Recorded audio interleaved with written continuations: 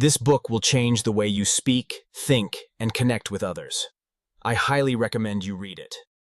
Social Intelligence: How to Speak Smart. You are listening to an audiobook on Unlock Your Success Habits, where your wisdom is always respected, wishing you success and an abundance of positive energy every single day. There is a quiet pain that so many people carry. They walk into a room, open their mouths and instantly feel regret. Words stumble, tones fall flat, stories stretch too long, or cut too short.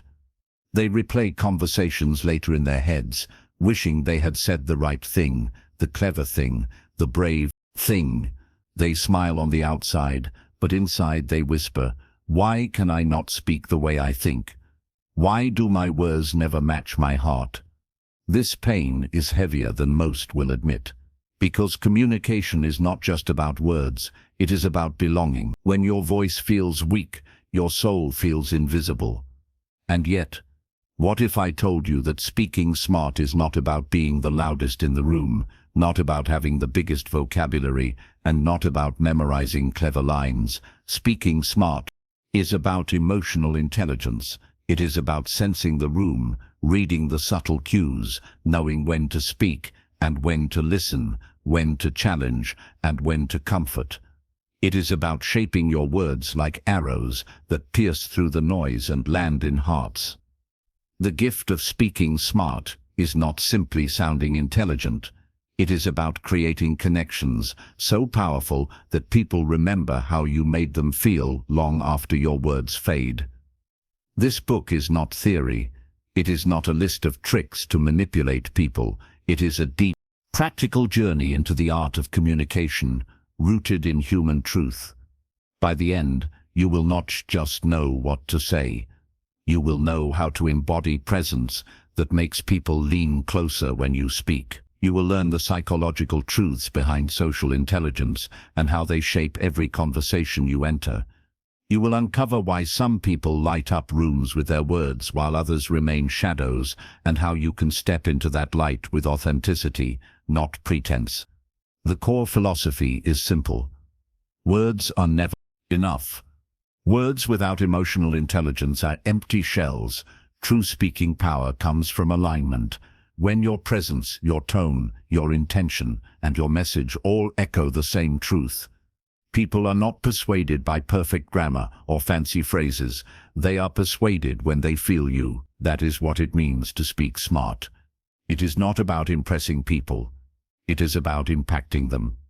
So I invite you into this journey. If you stay until the end, you will walk away with more than tips. You will carry a new identity. You see conversations not as battles to win, but as bridges to build. You will find your voice not in imitation of others, but in the deep, unshakable confidence of who you are. And once you learn to speak with emotional intelligence, you will realize this truth. Every conversation is an opportunity to change a life, including your own. Chapter 1. Finding Your True Voice, the Foundation of Speaking Smart. There is a moment in every person's life when they realize that the way they have been speaking is not the way they want to be heard. Perhaps it happens in a meeting, when someone else confidently shares an idea you were too afraid to voice.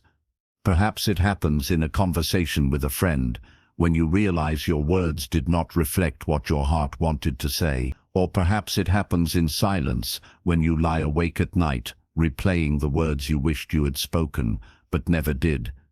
This moment of recognition can sting, but it is also sacred, because it is the beginning of finding your true voice. For many, the struggle begins with fear. Fear of judgment, fear of rejection, fear of saying the wrong thing and being misunderstood.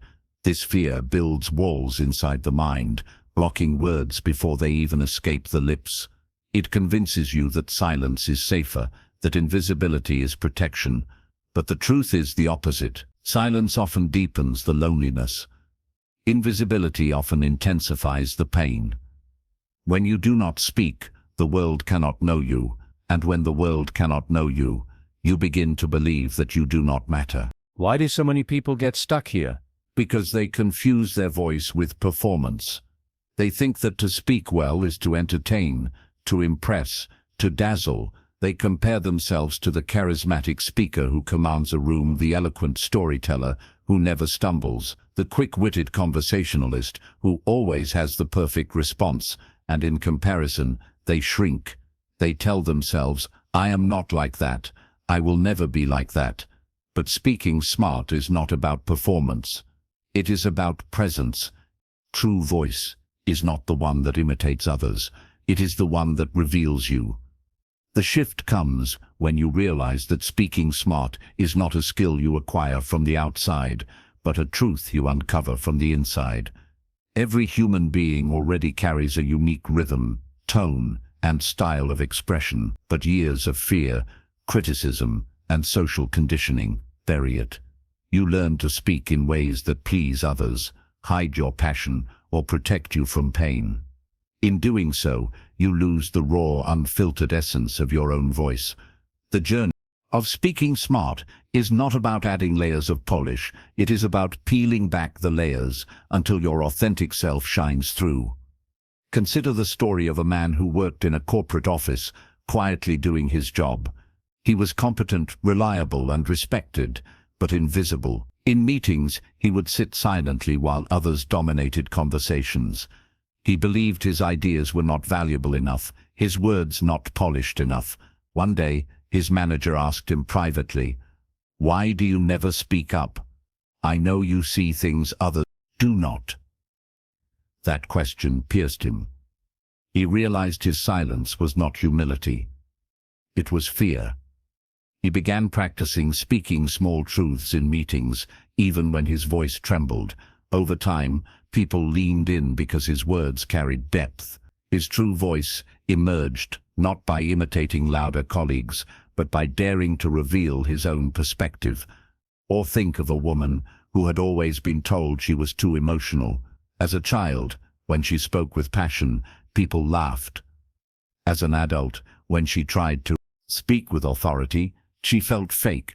For years, she muted herself, believing intelligence meant detachment.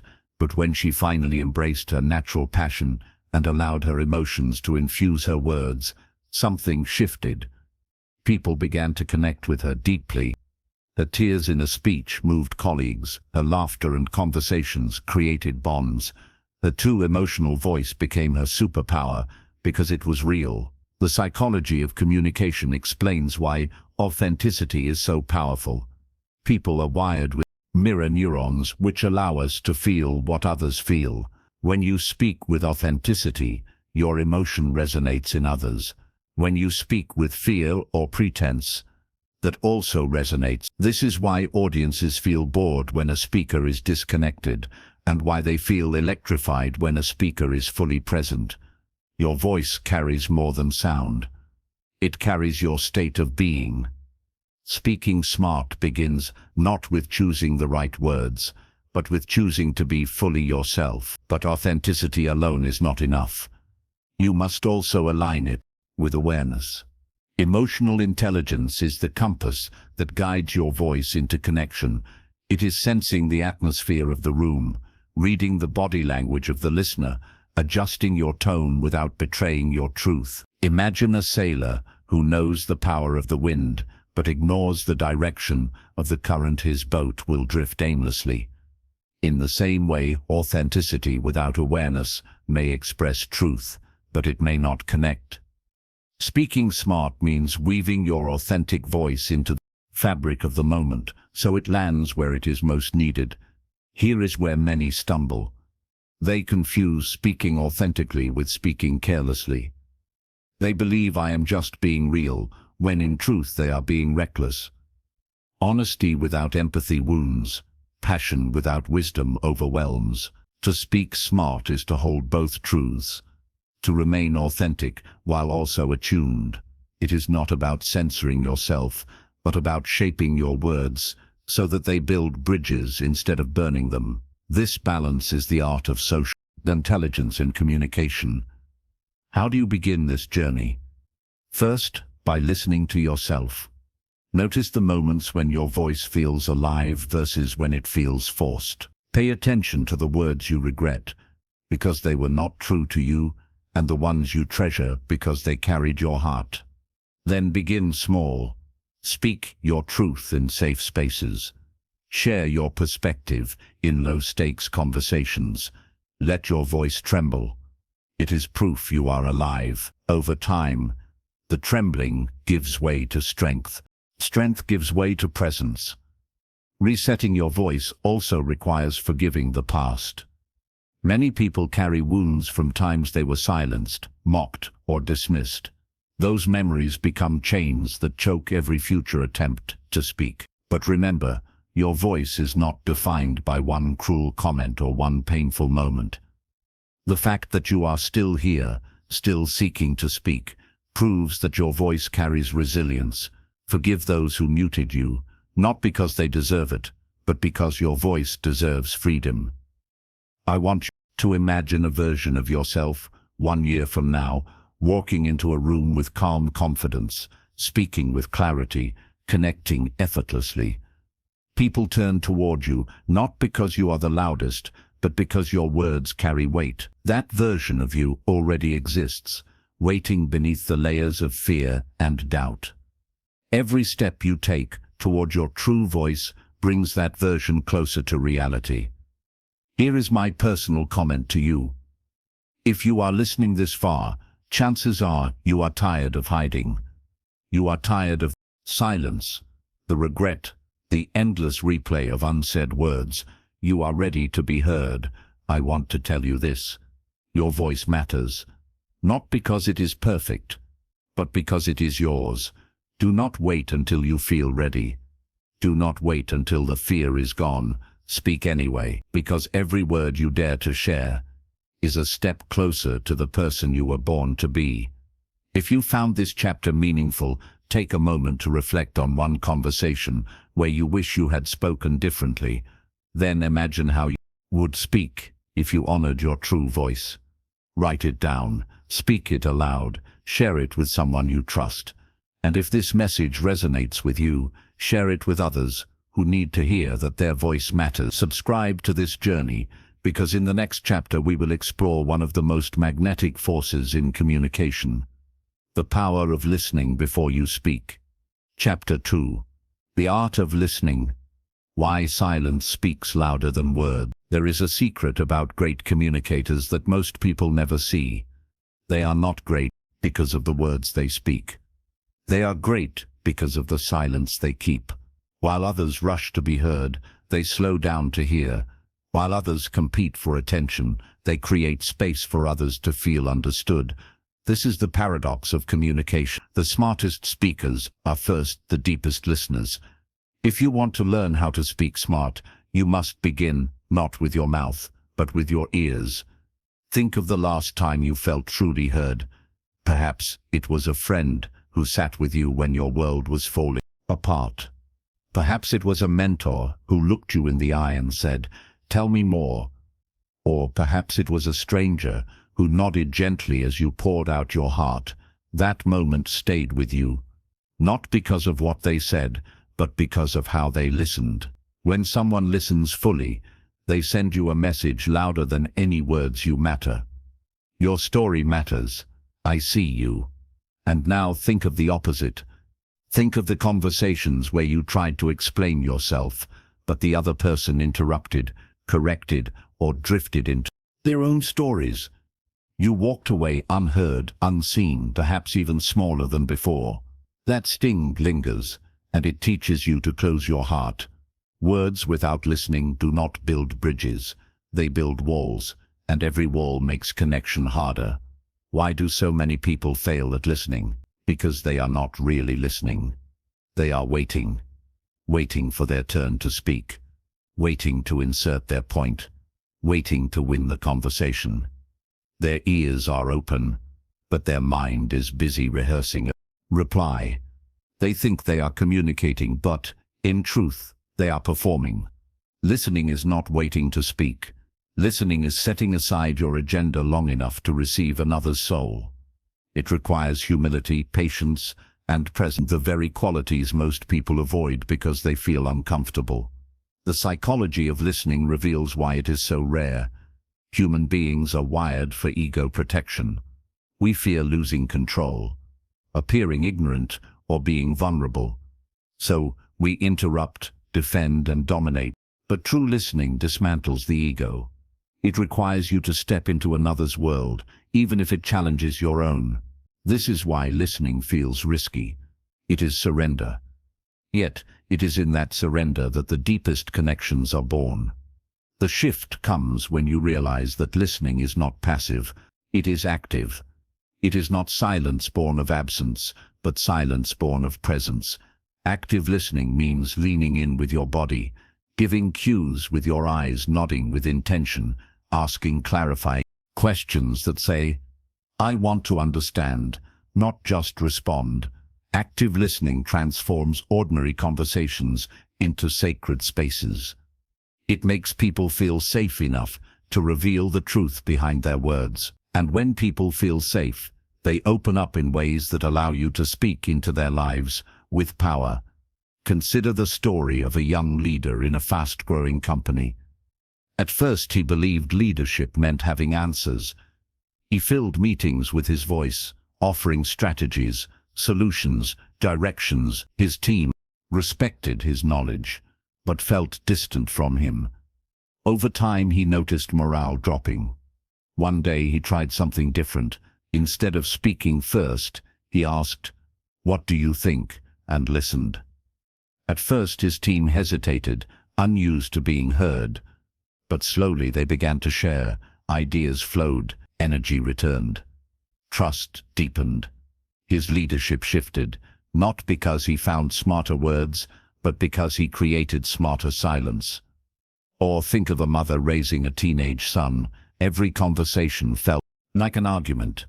Every attempt at guidance met with resistance.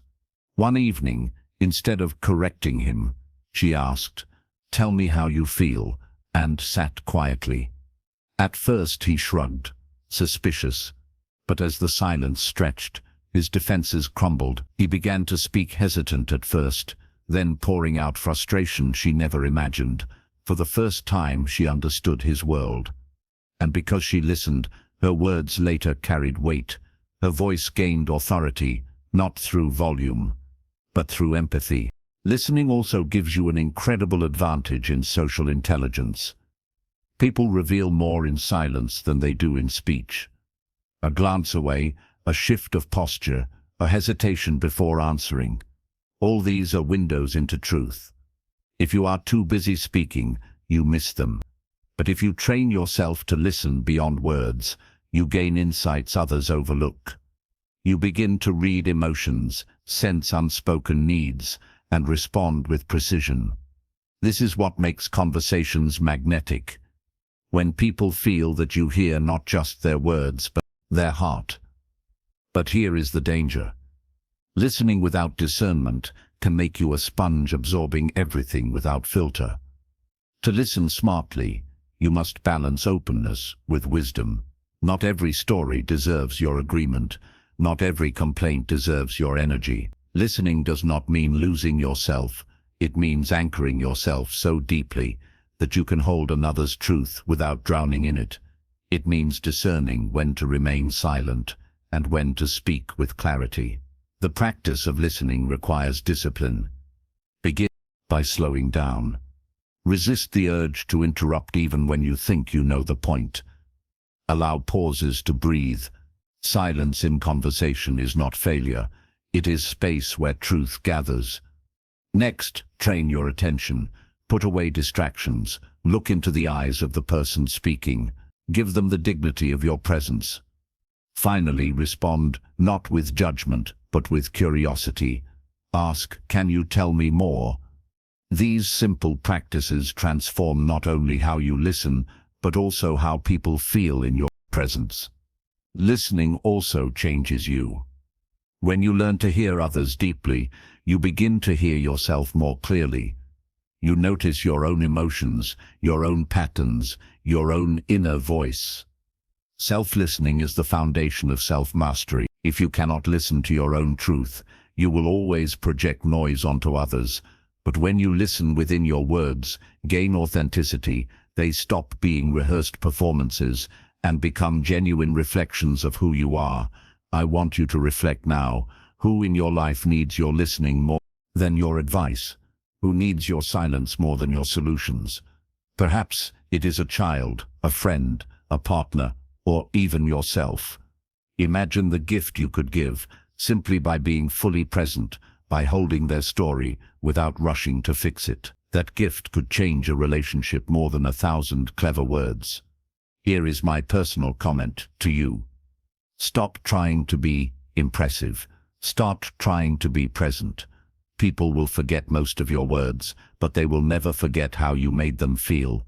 And the best way to make someone feel valued is to listen not with impatience, not with pretense, but with your whole being.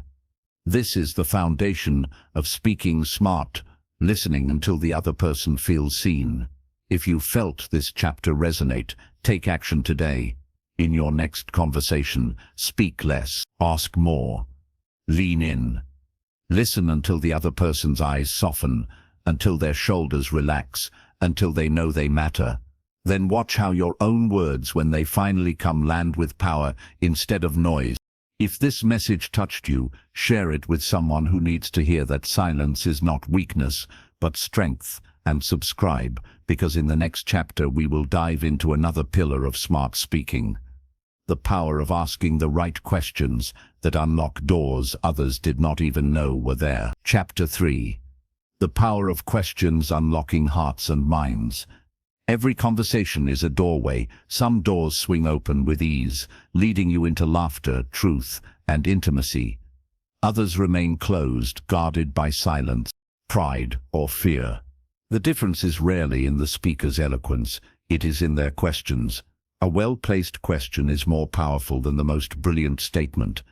It can pierce defenses, ignite curiosity, and open paths to connection that no speech could ever achieve. To speak smart is to ask smart, and to ask smart is to master the art of questions. Think of the conversations that changed your life.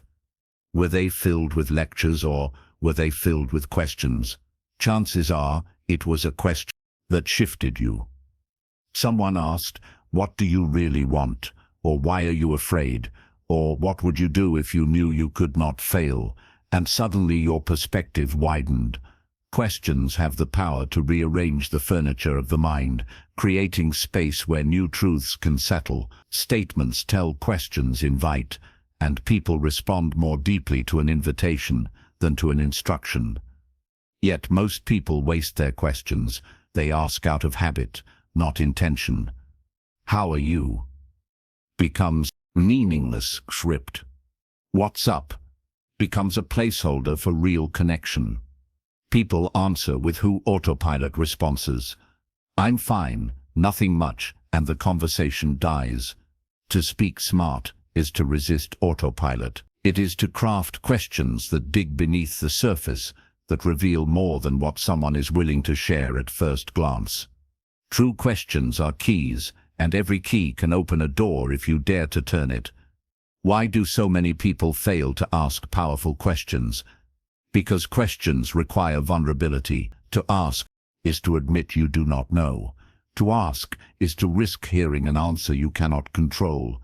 Many people prefer to assert, to advise, to declare, because it keeps them in the position of authority. But authority does not build intimacy. Curiosity does. When you release the need to control the conversation and instead surrender to curiosity, you step into the realm of real connection. The psychology behind this is profound. Human beings are wired for storytelling. We want to share, but only when we feel safe. Questions create safety by signaling interest. They tell the other person, "I care enough about you to invite your truth." When the brain perceives genuine curiosity, it lowers its defenses. The stress response eases and trust begins to grow. This is why interrogations fail, but gentle questions succeed, because the intention behind the question matters more than the words themselves. Consider a young man on a date who spends the entire evening trying to impress. He talks about his job, his hobbies, his goals, filling every silence with his accomplishments. At the end of the night, his date smiles politely but feels no connection. Now imagine instead he asks, "What makes you feel most alive?" and listens deeply. She shares a story about her childhood, her dreams, her fears. Suddenly the evening becomes a tapestry of vulnerability and discovery. The difference was not in his words but in his questions. Or think of a manager leading a struggling team. One approach is to lecture them. We need to work harder. We need better results. You must commit. This creates pressure, but not passion. Another approach is to ask what obstacles are draining your energy. What would make you feel proud of your work again? What support do you need from me? These questions transform the atmosphere. Instead of feeling attacked, the team feels engaged. Solutions arise not from commands, but from conversations. Asking the right questions also sharpens your social intelligence. When you ask, you learn. When you learn, you adapt. And when you adapt, you connect. Every question you ask adds to your map of the human heart. Over time, you begin to see patterns. What motivates people? What frightens them? What excites them? This insight makes your future words more precise, more relevant, more magnetic. Questions are not only about understanding others, they are about equipping yourself with wisdom to speak more powerfully. But here lies the challenge. Not all questions open doors. Some questions close them. Questions that are too invasive, too judgmental, or too self-serving make people retreat. Art is in timing and tone. A question asked with curiosity feels like an invitation. The same question asked with suspicion feels like an attack. For example, asking, "Why did you do that?" can trigger defensiveness, but asking what was going through your mind when that happened can spark openness. The difference is subtle but transformative. To practice the art of questions, begin by shifting your mindset. Move from interrogation to exploration. Instead of asking to confirm your assumptions, to uncover their truth. Instead of asking to fix, ask to understand. This requires patience. It means resisting the urge to jump in with advice. It means sitting in the mystery of not knowing, trusting that the question itself will guide the conversation deeper. The most powerful questions are often the simplest. What matters most to you right now? What are you afraid of losing? What do you dream about when no one is watching? These are not complicated, but they touch the core of human experience. They bypass the surface and reach the heart. And when you reach the heart, you open doors no force could unlock.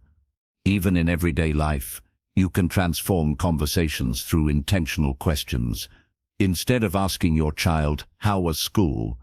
which invites the predictable, fine, ask, "What was the best part of your day? What made you laugh today?" Instead of asking a colleague, "Busy day," ask, "What project are you most excited about right now?" These small shifts breathe life into ordinary exchanges, turning routine into relationship. I want you to imagine yourself in your next important conversation. Picture yourself not as a performer, but as an explorer. Your role is not to impress, but to discover. Let curiosity guide you. Ask, pause, and listen. Watch as doors begin to open, as walls begin to crumble, as trust begins to grow. Then, when you finally speak, your words will carry the weight of having first heard theirs. That is the secret. Questions make your voice more powerful because they prove your heart is not only for yourself. Here is my personal comment to you. If you are still here, you already sense that the smartest people are not those who have all the answers, but those who ask the best questions. So I challenge you today in your very next conversation, ask one question you would normally avoid. Ask the question that feels risky, that feels vulnerable, that invites truth, and then remain silent long enough to hear the answer fully. That single act may change the entire relationship. This chapter moved. You share it with someone who needs to rediscover the art of asking. Leave a comment with the most powerful question you have ever been asked. And do not forget to subscribe, because in the next chapter, we will explore a truth that magnifies every conversation. How your body speaks louder than your words, and how mastering nonverbal intelligence can make you unforgettable. Chapter 4. The Unspoken Language. Mastering the power of body and presence. Long before words were ever written, long before alphabets were carved into stone, human beings spoke with their bodies. A glance, a gesture, a posture, all were signals of intense safety or threat. Our ancestors survived not by listening to words, but by reading what was unsaid. Today, we live in a world overflowing with speech, yet the truth remains: the body speaks louder than the mouth. To speak smart, you must first master the language that never lies, the language of presence. Think of the last time someone told you they were fine, but their eyes were clouded, their shoulders slumped. You knew they were not fine. Or recall a moment when a leader assured the team with confident words, but his nervous fidgeting betrayed his doubt. We know instinctively that words can deceive, but bodies often reveal. This is why communication experts agree most of our message is carried not by what we say, but by how we say it. And yet so many neglect this unspoken language, relying only on words while their body contradicts them. Why do people get stuck here? Because they underestimate presence. They believe persuasion is in arguments, charisma is in clever phrasing, authority is in vocabulary. They ignore the subtle but powerful cues, eye contact, posture, tone, space, that shape how every word lands. As a result, they may speak truth, but fail to be believed. They may speak wisdom, but fail to inspire. Their message falls flat, not because it lacks content, but because it lacks congruence. The shift happens when you understand that your body is not separate from your voice. It is your voice. Every movement, every pause, every breath amplifies or undermines your words. When your body aligns with your message, people feel coherence. They trust you not because you argued well, but because everything about you echoed truth. But when your body contradicts your words, even the most eloquent speech dissolves into suspicion. Presence, not phrasing, is the foundation of trust.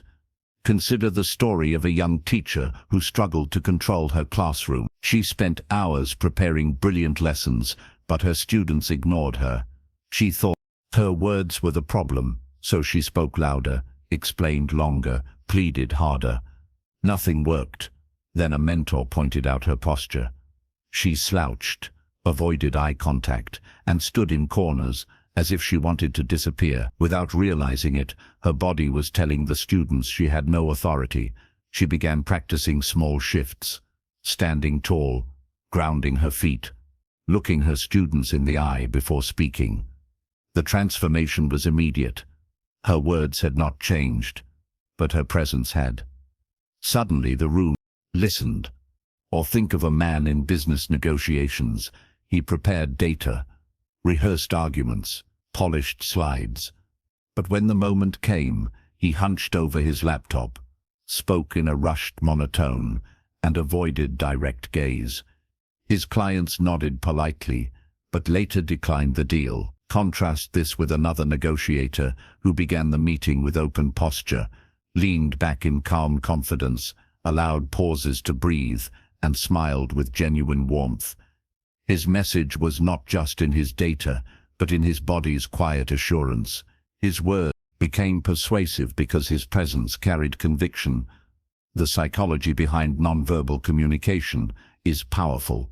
The human brain processes body language faster than words. Within milliseconds of seeing someone, we register their posture, expressions, and movements. This unconscious reading shapes our judgment before words even begin. A confident stance signals safety. A warm smile signals openness. A furrowed brow signals tension. Our bodies constantly broadcast signals and others constantly interpret them. Ignore this is to leave half of communication in the dark. But here is the deeper truth. Non-verbal language is not about manipulation. It is not about memorizing gestures or faking smiles. It is about alignment. When you are nervous but pretend to be calm, your body leaks micro-signals of fear. When you do not believe your own words, your eyes betray doubt. Real presence comes not from acting but from congruence. When what you think, feel, and say are in harmony, emotional intelligence is the bridge that creates this harmony. How do you cultivate this alignment? Begin with awareness. Notice your own body in conversations.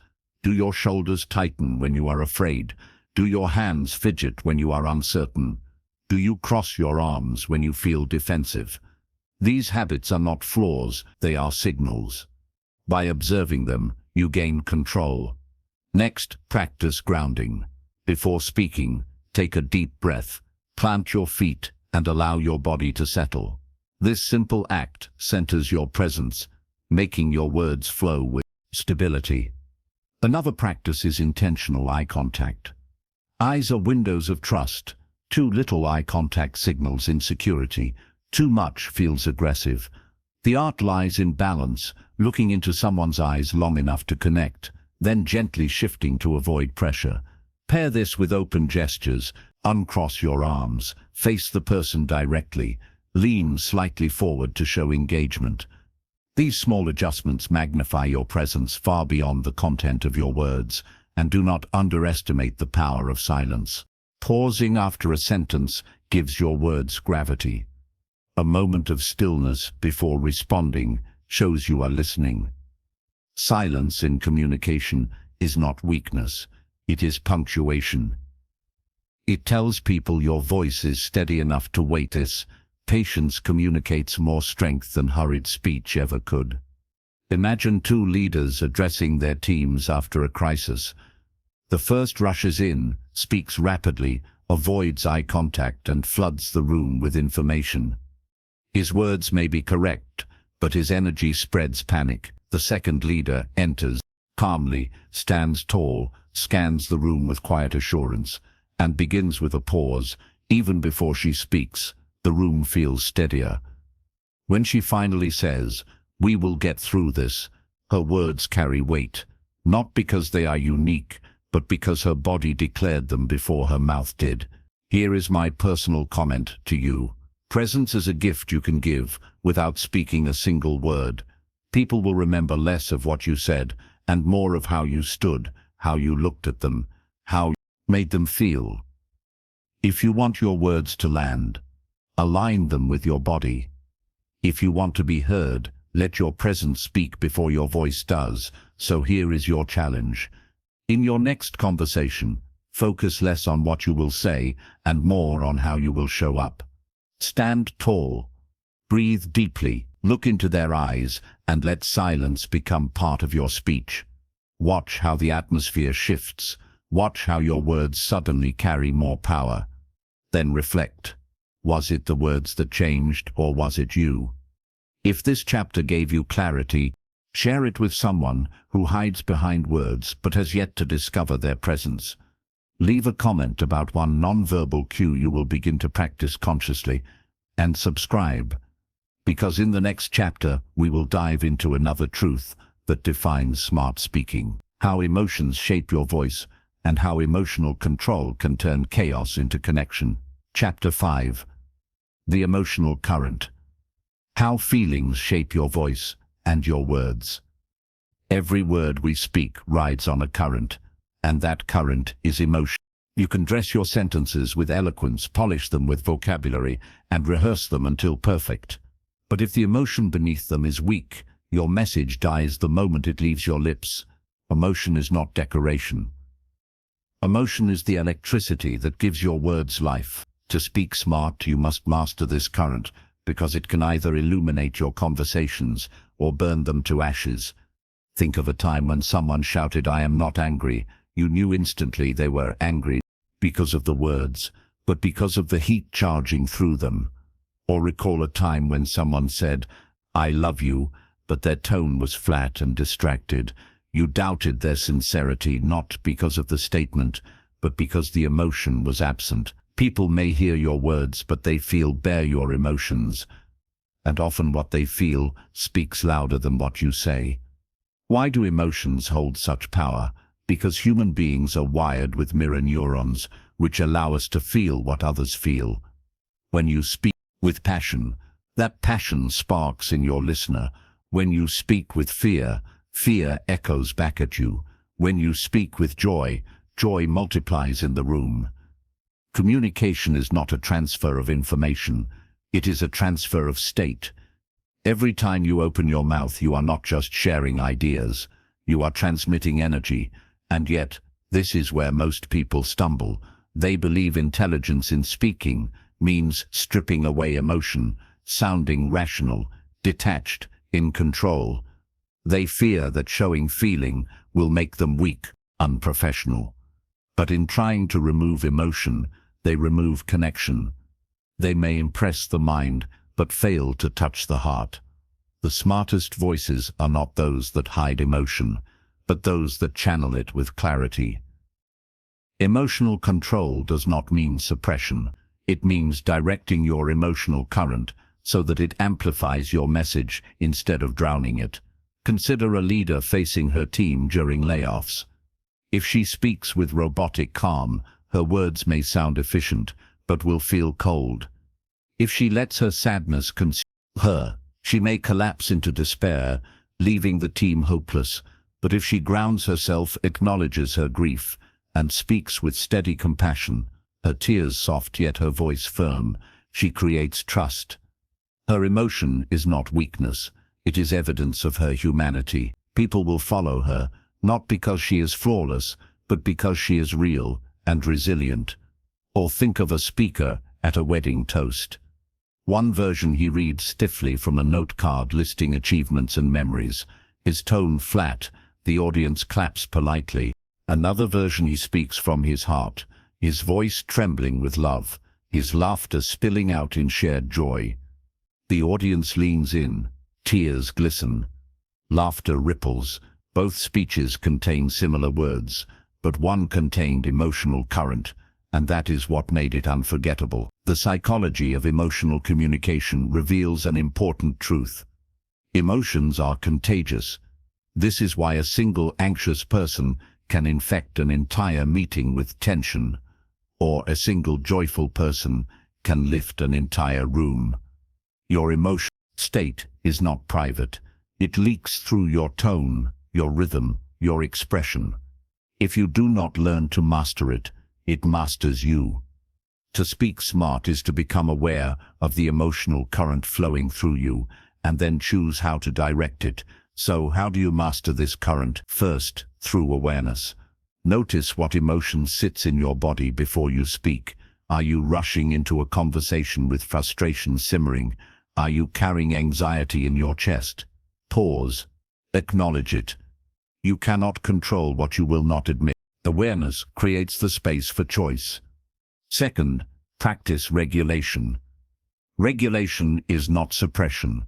It is the art of channeling your emotion into strength. Anger can become conviction. Fear can become alertness. Sadness can become compassion. Joy can become inspiration. The same emotion that could derail your message can also empower it, if you choose to direct it. Take anger, for example. Uncontrolled, it burns bridges, but channeled, it becomes fuel for justice, power, and courage. The difference lies not in the emotion itself, but in your mastery of it. Third, align your tone with your intention. If you want to inspire, let your tone rise with energy. If you want to reassure, slow down, soften your pace, breathe calm into your words. If you want to challenge, ground your voice. Speak firmly, leave pauses that demand thought. People may not remember every word, but they will remember how your voice made them feel. And when your tone matches your message, your words sink deeper. Imagine a parent guiding a child. The child has made a mistake. If the parent shouts in uncontrolled anger, the child shrinks into fear, learning nothing but avoidance. If the parent suppresses anger and speaks in cold detachment, the child feels distance, not love. But if the parent acknowledges frustration, then speaks with steady firmness, wrapped in care, the child feels both accountability and security. The lesson lands because the emotion was guided, not ignored. Emotion also fuels storytelling, one of the most powerful tools in communication. Facts inform, but stories transform. And stories live not in logic, but in feeling. When you tell a story, you invite listeners into your emotions, your fear, your triumph, your wonder. They step into your shoes, feel your heartbeat, taste your victory. That is why the greatest communicators are also great storytellers. They do not just share data, they share themselves. But here lies the danger: emotion without awareness can overwhelm. A speaker who weeps uncontrollably may drown their message in pity. A leader who explodes in rage may shatter trust. A friend who dramatizes every word may exhaust others. To speak smart, you must find the balance, letting your emotion be felt without letting it take control. Emotion is a servant, not a master. Here is my personal comment to you. Do not fear your feelings. Your emotions are not your enemy. They are your amplifier. The world does not need colder words. The world needs words alive with truth, compassion, courage, and joy. When you speak, let people feel your heart, but also let them feel your steadiness. That balance is where power lives. So here is your challenge. Before your next important conversation, pause for 1 full minute. Ask yourself, what emotion do I carry right now? What emotion do I want to transmit? Breathe until the two align. Then speak. Watch how your words infused with chosen emotion. Cut through the noise and touch something deeper. If this chapter resonated with you, share it with someone who hides their feeling behind a mask. Someone who needs to remember that the voice is not just a tool of thought, but a channel of the soul. And subscribe, because in the next chapter we will explore another secret of speaking smart, the power of storytelling, and how narratives can bind strangers into tribes and turn ordinary messages into unforgettable movements. Chapter 6. The Storyteller's Gift. Turning words into worlds. Since the dawn of fire, when our ancestors gathered in caves with shadows dancing on stone walls, humanity has been telling stories. Before we had books, before we had theories, we had tales of hunts, of storms, of victories, of love. Storytelling was never just entertainment, it was survival. It carried lessons across generations, preserved identity, and gave people a sense of belonging. To this day, the human mind is wired not for data, but for narrative. Facts are quickly forgotten, but stories lodge in memory, shaping belief and behavior long after the moment ends. If you want to speak smart, you must learn the storyteller's gift, the ability to transform ordinary words into worlds that others can enter. Think about the last time you heard a powerful speaker.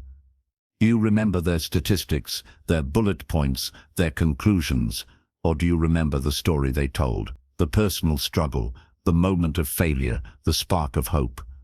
Stories are sticky because they attach emotion to information. They give context to ideas, flesh to philosophy, heartbeat to logic. Without story, words remain dry. With story, they become water that seeps into thirsty hearts. Why then do so many people avoid storytelling? Because they believe their lives are not interesting enough.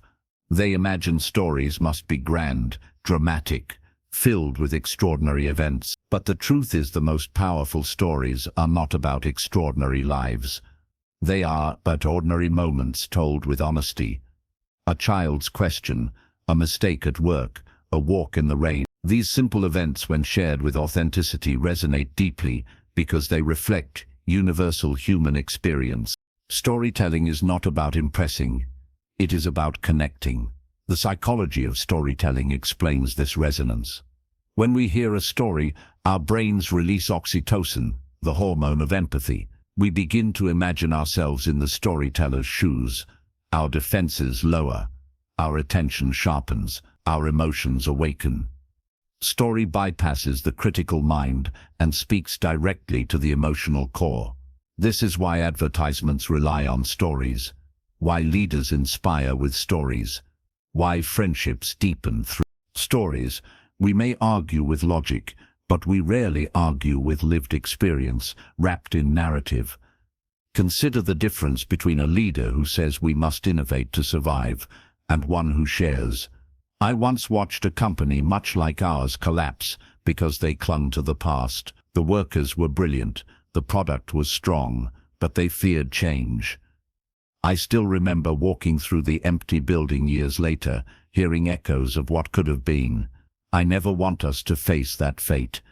Which message stays with you? The story plants the idea in your imagination, making it unforgettable. Or imagine a teacher explaining resilience.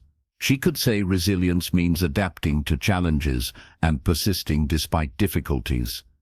The students would nod and forget, but if she shares, "When I was a teenager, my family lost our home. For weeks I studied under a streetlight at night because we had no electricity. I wanted to give up, but I told myself, if I can just finish this exam, maybe tomorrow will be brighter." That decision changed my life. Now, resilience is not a definition, it is a living image. The shift comes when you see your life, not as a collection of random events, but as a treasure chest of stories waiting to be told. Every struggle, every triumph, every mistake carries a seed of wisdom. When you share these seeds through story, you invite others to grow alongside you. This requires vulnerability because storytelling is not about perfection, it is about honesty. The stories that move people are rarely those where the hero never fails, but those where the hero stumbles, learns, and rises again. To master storytelling, you must pay attention to structure. Every story has three essential beats: the struggle, the turning point, and the transformation. Without struggle, there is no tension. Without turning point, there is no movement. Without transformation, there is no meaning. You do not need to exaggerate or dramatize, simply reveal the truth of your struggle. Show the moment where something shifted and how it changed you. That simple rhythm is enough to captivate any listener. But storytelling is not just about speaking, it is about sensing. The best storytellers read their audience. They adjust their pace, emphasize the details that resonate, shorten or expand depending on the room's energy. They know when to pause, when to let silence hang, when to let laughter breathe. They do not force the story.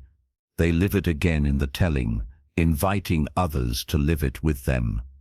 Imagine yourself standing before an audience. You begin with a fact. Stress affects productivity. Eyes glaze over. Then you shift. "Last year I woke up one morning unable to move my body. The doctor said it was burnout. I thought I was strong, but I was breaking." Suddenly the room is awake. They lean in. Not for data, but for humanity. As you share your recovery, your lessons, your hope, you offer not just knowledge, but companionship. Your story whispers you are not alone. That is the gift of storytelling. Yet here lies the danger: storytelling can be abused. Some use stories to manipulate, to dramatize beyond truth, to play with emotions without integrity. This erodes trust. A story without authenticity is performance, and performance eventually collapses. To speak smart is not to act, but to reveal. Your stories do not need to be perfect. They need to be true. People can forgive imperfection, they cannot forgive dishonesty. So, how do you begin? Start by collecting your moments. Reflect on times you learned, failed, loved, or changed. Write them down. Do not judge their size. What matters is the emotion they carry. Then practice telling them first to yourself, then to others. Notice what details make eyes widen or soften. Refine not to polish away truth, but to highlight it more clearly. Over time, you will discover that your life is already full of stories waiting for your courage to share them. Here is my personal comment to you. Stop underestimating your life. Do not say, "I have no stories." You do. Every scar is a story. Every joy is a story. Every dream is a story. The question is not whether you have stories, but whether you are brave enough to tell them, and when you do, you will discover something extraordinary. Your story is not just yours, it belongs to everyone who hears it, because it awakens their own hidden stories. So here is your challenge. In the next conversation, you have resist the urge to prove yourself with facts. Instead, share a story. Tell about a time you struggled, a lesson you learned, to dream. You hold, speak not to impress, but to connect. Watch how the energy shifts, how the atmosphere warms, how the bond deepens. Then reflect. Was it your cleverness that made the difference? Or was it your humanity? If this chapter touched you, share it with someone who hides behind logic but needs to rediscover the power of story. Leave a comment about one story from your own life that shaped you, and subscribe, because in the next chapter we will dive into another force that shapes communication, the hidden rhythm of timing, and how knowing when to speak, when not to, can transform every conversation into music. Chapter 7. The rhythm of timing, when silence speaks louder than words. There is a rhythm in every conversation, a pulse that runs beneath the words. And if you listen closely, you can feel it. It is the rise of excitement when someone shares a dream. It is the slow heaviness when someone confesses a pain. It is the electric tension when two people disagree. This rhythm is invisible, but it governs everything. To ignore it is to stumble. To speak out of sync, to break connection. To sense it is to move like a dancer stepping into the beat, knowing when to speak, when to pause, and when to remain silent. Speaking smart is not just about what you say. It is about when you say it. Think about music. A song is not only notes, it is space between notes. Without pauses, there is no melody. Without rhythm, sound becomes noise. Communication works the same way. Too many words too fast overwhelm. Too few words too slow lose attention. But the right word at the right moment, unforgettable. Timing turns ordinary sentences into lightning strikes. It makes a joke hilarious, a truth piercing, a confession healing. The tragedy is that most people ignore rhythm. They rush to fill silence, fearing its weight.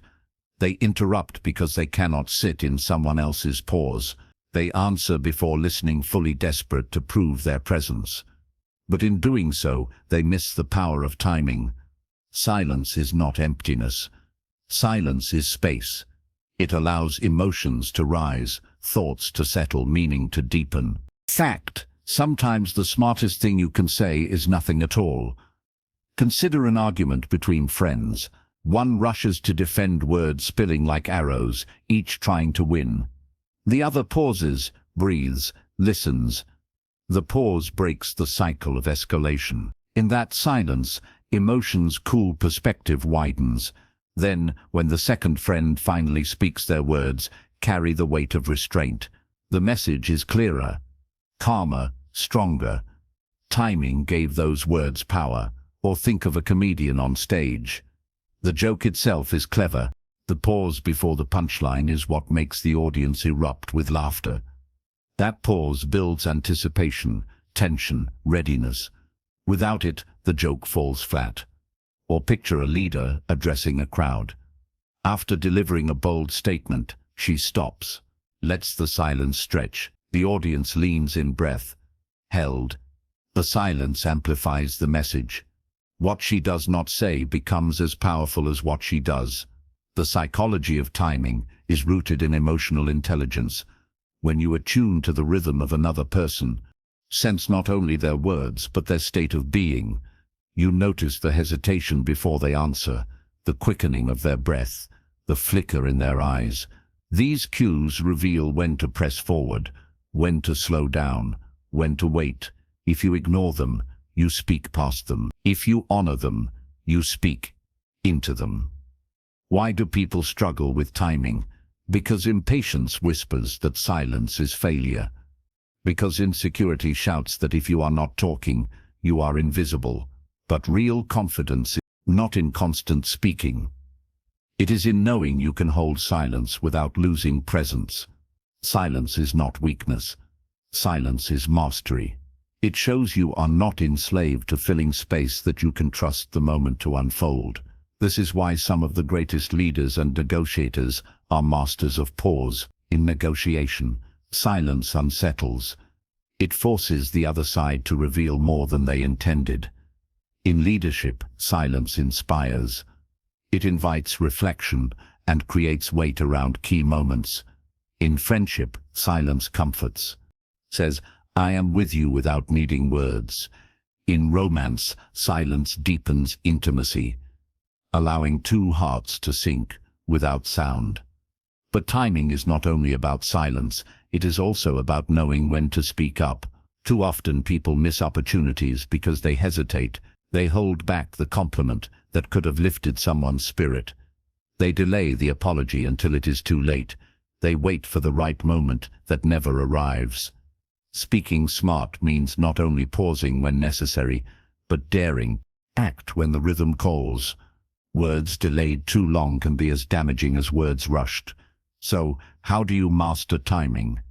Begin by listening more deeply than you speak. Notice the flow of conversation, the emotional undercurrents. When someone pauses, resist the urge to jump in immediately. Wait, let them finish their thought. Sometimes the most revealing words come after a pause. Practice slowing your own speech. Insert intentional pauses after key points. Allow silence to underline your message. Pay attention to your listener's body language. Are they leaning in, signaling hunger for more, or are they pulling back, needing space? Timing is not a formula. It is a dance. Imagine a mentor advising a young student. If the mentor rushes to give answers, the student becomes dependent. But if the mentor holds silence after a question, waiting, the student begins to think, to search, to discover. That silence becomes the seed of growth. Or imagine a lover consoling their partner. If they rush with solutions, they smother. But if hold silence, offering presence, the partner feels seen, not fixed. In both cases, silence communicates more than words could, yet beware of silence used as a weapon. Some people withdraw into silence not to create space, but to punish. This cold silence is not rhythm, it is control. True timing flows from care, not cruelty. It serves connection, not ego. The difference lies in intention. If your silence is meant to make others feel small, it destroys trust. If your silence is meant to give others space to rise, it builds trust. Here is my personal comment to you. Do not underestimate silence. Do not fear pauses. Do not rush your words as if the world will forget you if you stop speaking. The most magnetic communicators are not those who fill every second with sound, but those who speak with rhythm. They treat conversation as music, where both notes and rests create harmony. When you master timing, you no longer chase attention, you command it. So here is your challenge. In your next conversation, experiment with silence. When you feel the urge to jump in, wait 2 seconds longer. When you make a powerful statement, let it breathe before moving on. When someone shares something vulnerable, resist the instinct to fix it with quick words. Sit with them. Let the silence hold the weight. Notice how the atmosphere changes. If this chapter moved, you share it with someone who fears silence, who hides behind endless chatter, who needs to remember that the right word at the right time is worth more than 1,000 words spoken in haste. Subscribe, because in the next chapter we will dive into another layer of speaking smart, the subtle art of body language and how your movements speak even before your mouth opens. Chapter 8. The Silent Language. how your body speaks before you do. Long before human beings could form words, they communicated with their bodies. A tilt of the head signaled curiosity. A clenched fist warned of threat. A gentle touch conveyed comfort. Our ancestors survived not by eloquence, but by instinct, reading danger and safety, the smallest of movements. Even now, in a world saturated with words, the body still speaks first.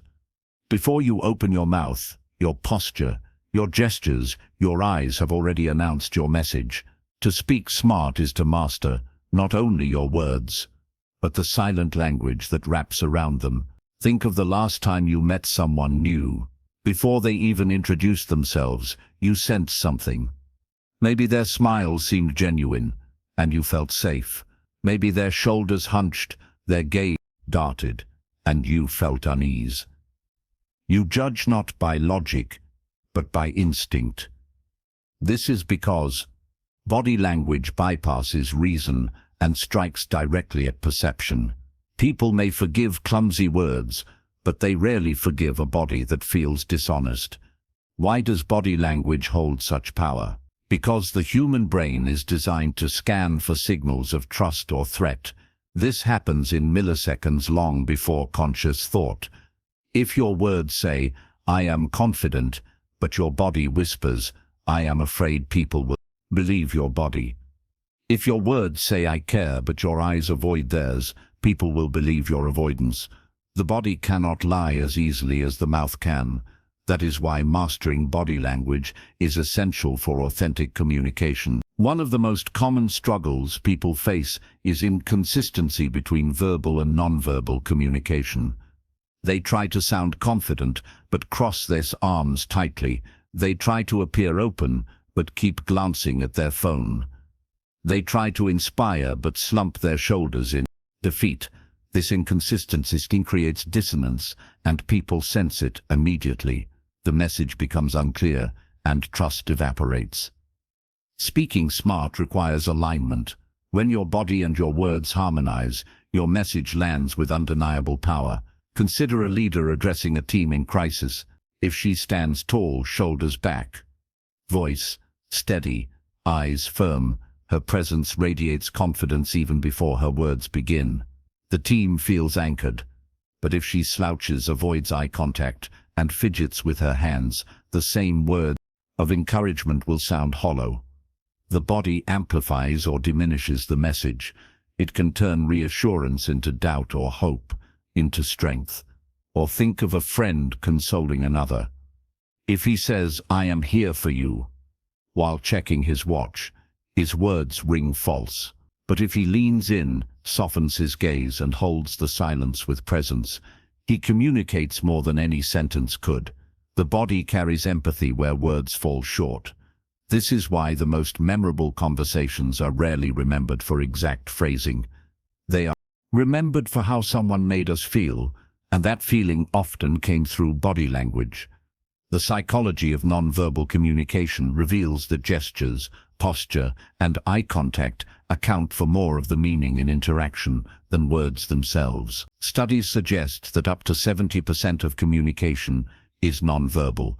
Whether or not the number is exact, the truth remains: your body is always speaking, whether you intend it to or not. The question is whether you are letting it speak unconsciously or intentionally. How can you master the silent language? First, awareness. Pay attention to your own body in daily interactions. Notice your posture. Are you collapsing inward, signaling insecurity, or are you grounded, signaling presence? Notice your gestures. Do they match your message or distract from it? Notice your eye contact. Are you hiding, dominating, or connecting? Awareness is the first step to alignment. Second, practice congruence. Congruence means your body reflects your words. If you say, "I believe in this," let your posture stand tall. If you say, "I am listening," lean slightly forward. Soften your eyes. Nod gently. If you say, "I am confident," let your hands remain open. not hidden in pockets or clenched in fists. Congruence does not mean forcing artificial gestures. It means letting your body reflect the truth of your intention. Third, cultivate presence. Presence is more than posture. It is the energy you carry into a space. Presence is felt in how fully you occupy your body. A person with presence walks into a room and people turn, not because of flashy movements, but because of groundedness. Their body is not restless, not scattered. Their stillness speaks of inner strength. Presence cannot be faked. It is the natural result of self-awareness and self-trust. Think of someone you admire, perhaps a teacher, a mentor, a leader. Likely what impressed you was not only what they said, but how they carried themselves. Their posture, their tone, their gestures each reinforced their message. They did not need to demand respect. Their body invited it. That is the silent language at work, but there is also danger in misunderstanding body language. Some people memorize tricks, maintain eye contact, use open palms, stand tall. But without sincerity, these tricks become performance. People may not consciously detect it, but they feel something off. True body language mastery is not about acting, it is about alignment. When you truly feel confident, your posture naturally rises. When you genuinely care, your eyes naturally soften. Goal is not to mimic gestures, but to embody the emotions behind them. Here is my personal comment to you. Your body is always speaking, even when you are silent, even when you are afraid, even when you wish to hide. Your body is sending messages. Do not ignore this power. Do not let your body betray your intentions. Instead, align it. Let your body tell the same story your words are telling. This is not about pretending. It is about becoming whole. When your body and your words move as one, will not just hear you, they will believe you. So here is your challenge. The next time you prepare for a conversation, do not only think about what you will say. Stand in front of a mirror. Observe your posture, your face, your hands. Ask yourself, do I look like someone who believes my message? Then in the actual conversation, focus on presence more than perfection. Breathe into your body. Ground your feet. Open your chest. Meet eyes with sincerity. Watch how people respond, not only to your words, but to your presence. If this chapter stirred something in you, share it with someone who talks much but connects little. Someone who needs to remember that the body is the first language we ever learned, and still the most powerful one we have. And subscribe, because in the next chapter we will step into another layer of speaking smart, the subtle influence of listening, not as a passive act, but as the foundation of every great conversation. Chapter 9. The hidden power of listening. Why silence makes you unforgettable. Most people believe communication is about speaking. They spend hours rehearsing what to say, how to say it, how to sound clever or confident. But the truth is, the most magnetic communicators are not the ones who speak the most. They are the ones who listen the deepest. Listening is not passive. Listening is an act of presence, of generosity, of surrendering your spotlight so someone else can stand in it. Listening is how you make people feel seen, and to feel seen is the deepest hunger of the human heart. Think about the people in your life you love to talk to. Are they the ones who constantly interrupt, who turn every story back to themselves, who finish your sentences? Or are they the ones who lean in, whose eyes stay with yours, whose silence feels like an embrace? We crave listeners because they give us something rare: attention without judgment, presence without agenda. A good listener does not just hear words, they hear meaning. They hear the emotion behind the pause, the pain behind the laughter, the dream behind the hesitation. Why is listening so powerful?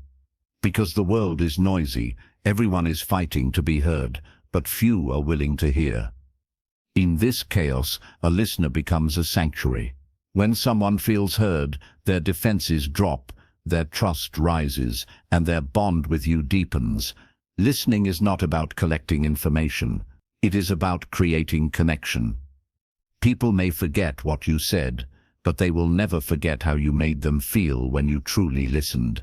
The struggle is that most people mistake waiting for listening. They nod, they smile, stay silent, but inside they are preparing their reply, rehearsing their counter-argument, waiting for their turn. This is not listening. It is waiting to speak. True listening requires surrender. It requires you to put aside your hunger to respond and enter fully into the world of the other. It is not easy, but it is transformative. Imagine a friend telling you about a failure. If you rush to comfort them with advice, you may think you are helping, but often you are stealing their space. They did not come for solutions. They came to be understood. Now imagine you simply listen. You nod softly. You let their words spill. You reflect what you hear. That must have been heavy. Suddenly they exhale. The burden lifts. Not because you fixed it, but because you carried it with them. That is the power of listening.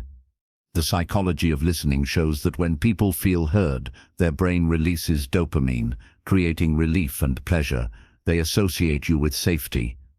This is why therapists, mentors, and trusted friends hold such influence, not because they have all the answers, but because they create the rare experience of being truly listened to. Listening in many ways is more persuasive than speaking. When people feel you understand them, they become open to your influence. Consider a leader in a workplace. One version storms in with solutions, dictating orders, ignoring voices. Employees obey but resent. Another version enters with questions. What do you see? What do you feel is the real challenge? She listens fully without rushing. When she finally speaks, her words land with weight because they are built on trust. Her listening gave her authority more than her title did. Listening also deepens personal relationships. Think of couples. The greatest fights are rarely about the actual issue. They are about the feeling of not being heard. One says, "You do not understand me." The other says, "You never listen."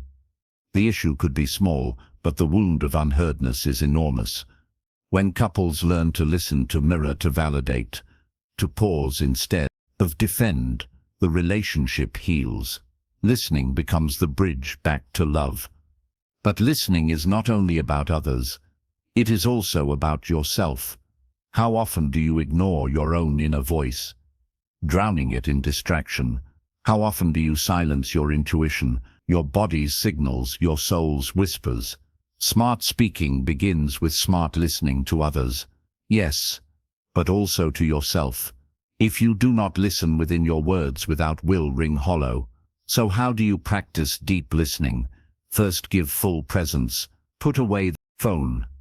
Turn your body toward them. Let your eyes settle. Presence says you matter. Second, quiet the inner chatter. Resist the urge to rehearse your reply. Simply be with their words as they arrive. Third, reflect. Repeat or reframe what you heard, not mechanically, but to show you care. Fourth, listen for what is unsaid. The pause, the sigh, the tremor in the voice. These reveal truths. Words hide. Listening is not just to the tongue, but to the heart. Consider a story. A teacher once asked her class to pair up. One student would speak for 2 minutes, the other would only listen. No comments, no interruptions. At first, students panicked. They were so used to interjecting, reacting, controlling. But as the minutes passed, tears flowed. Some said it was the first time they felt truly heard in years. Nothing changed except listening. That was enough. The danger, however, is using listening as a mask. Some pretend to listen, nodding with feigned interest, while their mind drifts. Others weaponize silence, withdrawing to punish instead of understand. True listening cannot be faked. People can feel when your ears are open, but your heart is closed.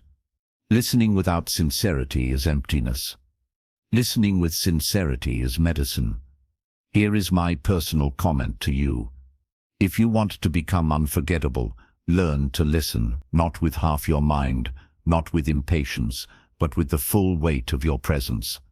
Make people feel that in the moment they speak, nothing else matters more. That gift is so rare, it will etch your memory into their soul, and here is the secret. You will grow too. Because the more you listen, the more you learn, the more you expand beyond yourself. Listening is not loss. Listening is expansion. So here is your challenge. In your next conversation, try speaking less.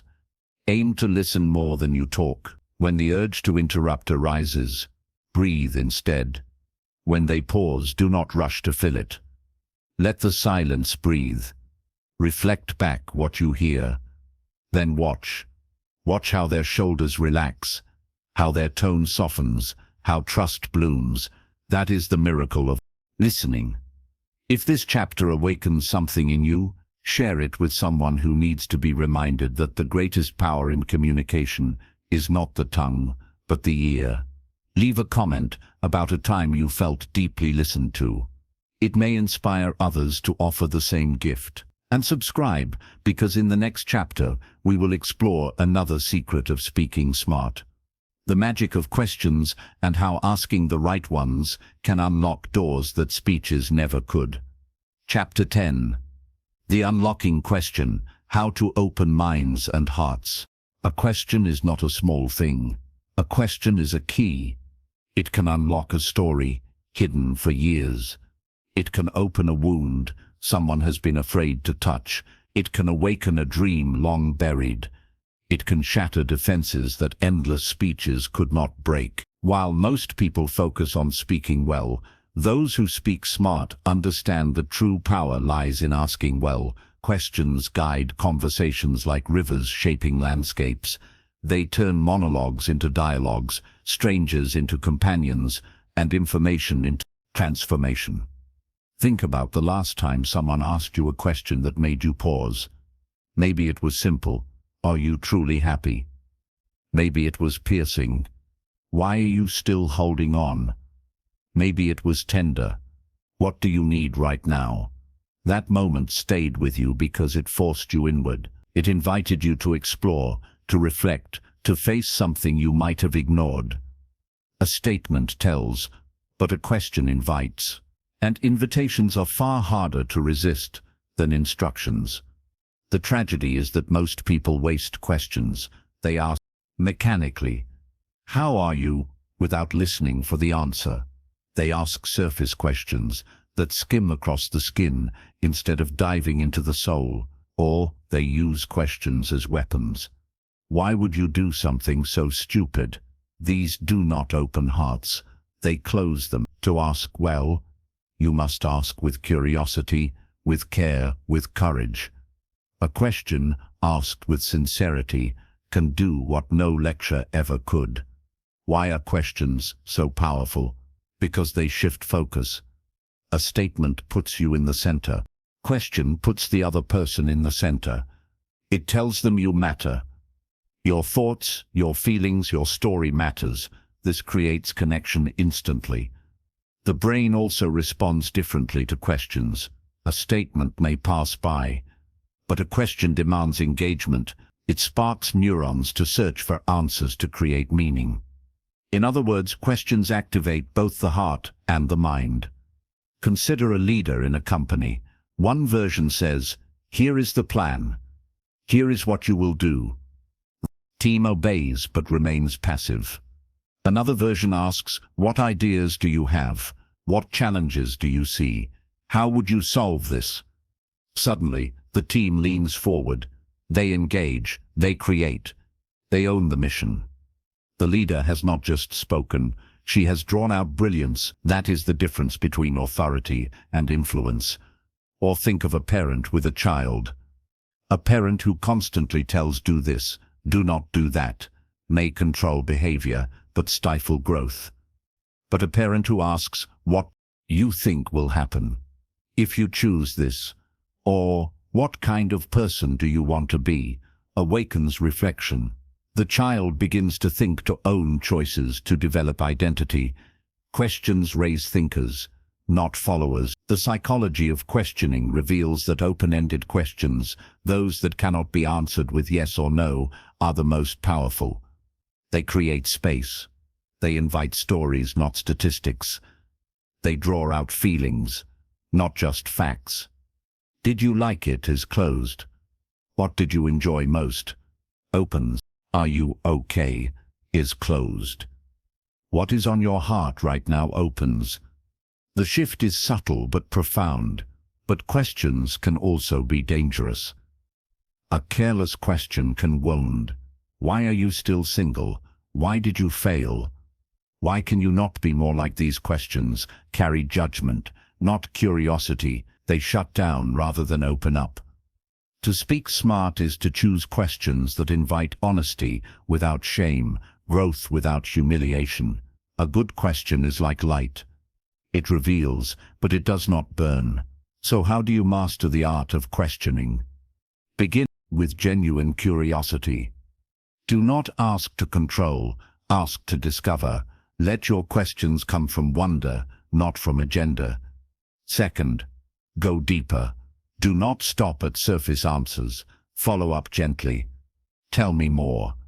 What made you feel that way? What happened next? Third, balance courage and care. Sometimes the most powerful question is the one people fear to answer.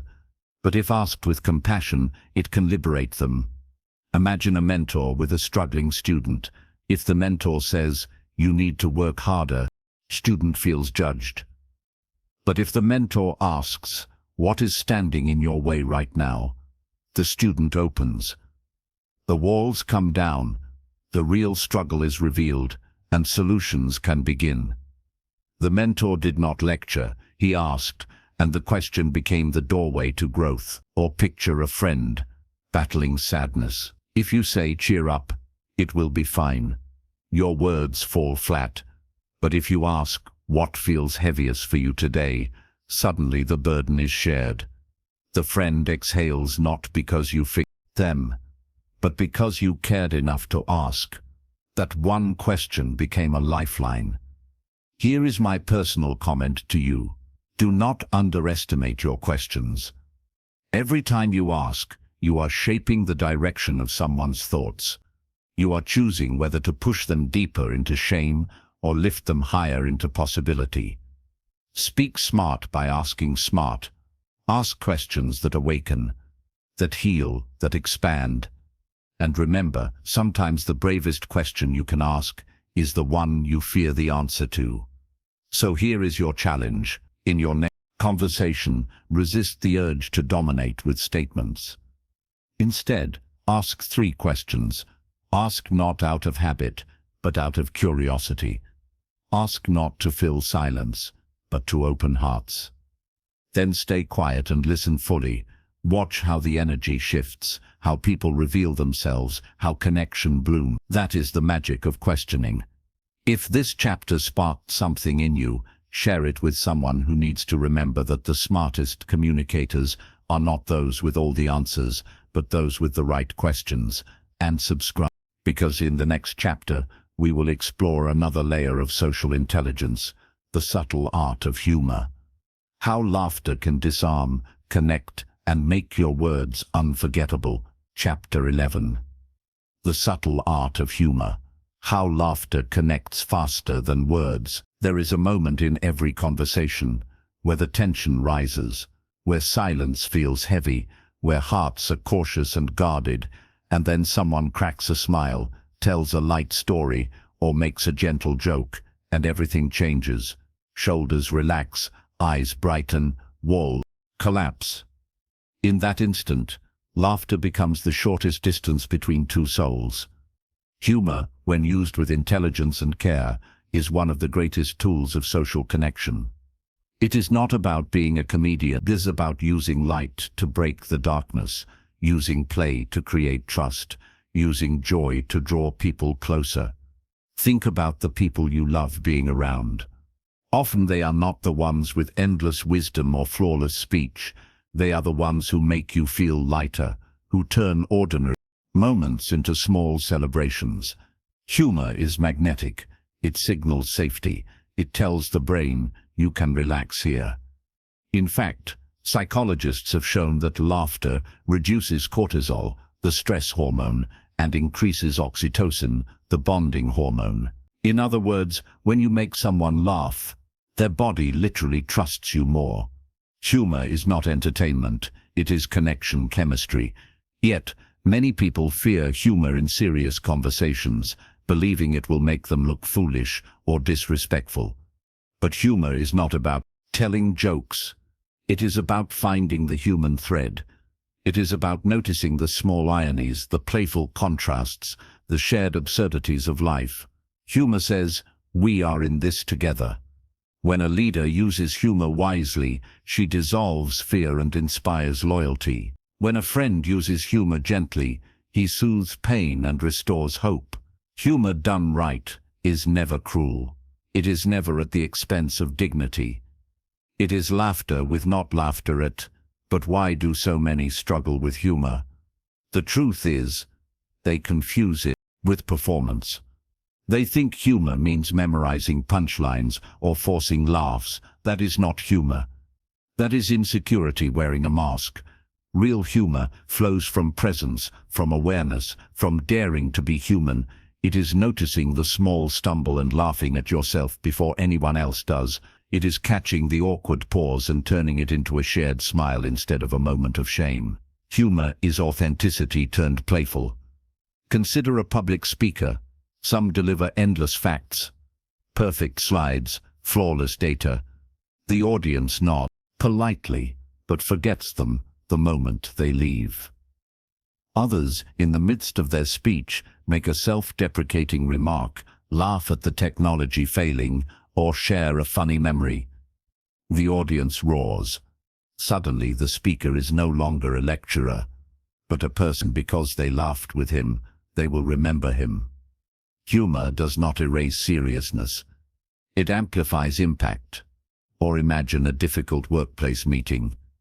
Tension is high, conflict sharp, voices rise.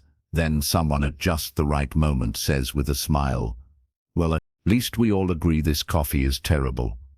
Laughter breaks the fight. It does not solve the problem, but it softens the edges, makes solutions possible. Humor cannot replace truth, but it can pave the way for truth to be heard. Humor is also powerful in personal relationships. Couples who laugh together endure longer.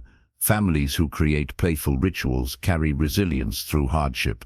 Friends who joke even in pain find healing faster, because laughter is not just sound, it is survival. It reminds us that even in the darkest night, there is still a spark of light. Shared laughter is shared hope. The danger of humor, however, is misuse.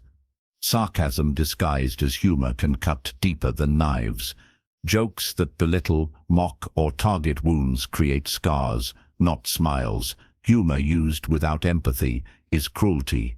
To speak smart is to wield humor with care.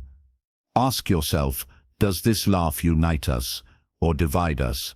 Does it lift or crush? Does it invite or exclude? The answer will tell you whether your humor is wisdom or weapon.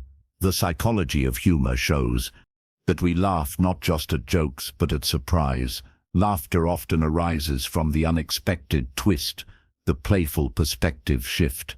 This means you do not need to be a comedian to be funny.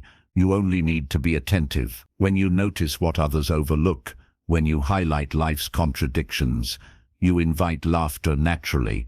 And when you laugh at yourself, your mistakes, your quirks, your human flaws, you give others permission to do the same. That permission is a gift.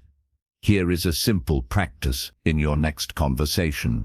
Allow yourself to be playful, not forced, not fake, but free.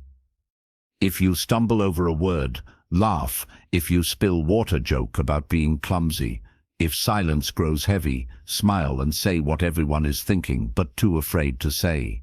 Watch how the energy shifts. Humor does not demand perfection.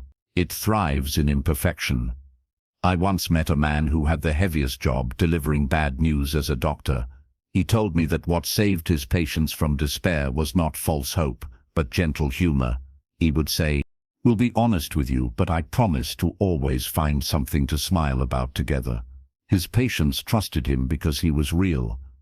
He carried truth in one hand and laughter in the other, and together they gave his words unbearable weight and unbearable lightness at the same time. Here is my personal comment to you. If you want to become unforgettable in conversations, learn to laugh, not just at others, but with them and especially at yourself. Do not strive to be the funniest person in the room. Strive to be the warmest, the most human, the one who makes people feel safe enough to smile. That is the essence of smart speaking. It is not performance, it is presence infused with play. So, here is your challenge. In the coming week, seek 3 moments to bring lightness into conversations, not with forced jokes, but with authenticity. Notice something funny in the ordinary. Share a memory that makes you laugh. Allow others to laugh at your imperfections without shame. Then reflect. Did it deepen connection? It softened tension? Did it create joy? You will see that humor is not decoration in communication. It is glue. If this chapter resonated, share it with someone who needs a little more laughter in their relationships, in their leadership, in their life, and subscribe, because in the next chapter, we will explore another essential skill of social intelligence, the art of storytelling. How to turn your words into living experiences that others can feel, remember, and carry with them. Chapter 12. The timeless art of storytelling. How to make your words unforgettable. Long before there were books, before there were microphones, before there was even paper, there were stories told around firelight. A mother calming her child with a tale. A leader stirring courage with a legend. A traveler recounting wonders from faraway lands. Stories have always been the heartbeat of human connection. Facts may instruct, but stories transform. They bypass the cold walls of logic and enter through the warm door of imagination. If humor is the spark that opens hearts, storytelling is the flame that keeps them burning. Why do stories matter so deeply? Because the human brain is wired for narrative. Neuroscientists have discovered that when we hear facts, only the language centers of the brain activate, but when we hear a story, something miraculous happens. Multiple regions of the brain light up. If someone tells you about running through a forest, your sensory brain feels the trees. Your motor brain imagines the movement. Your emotional brain tastes the adrenaline.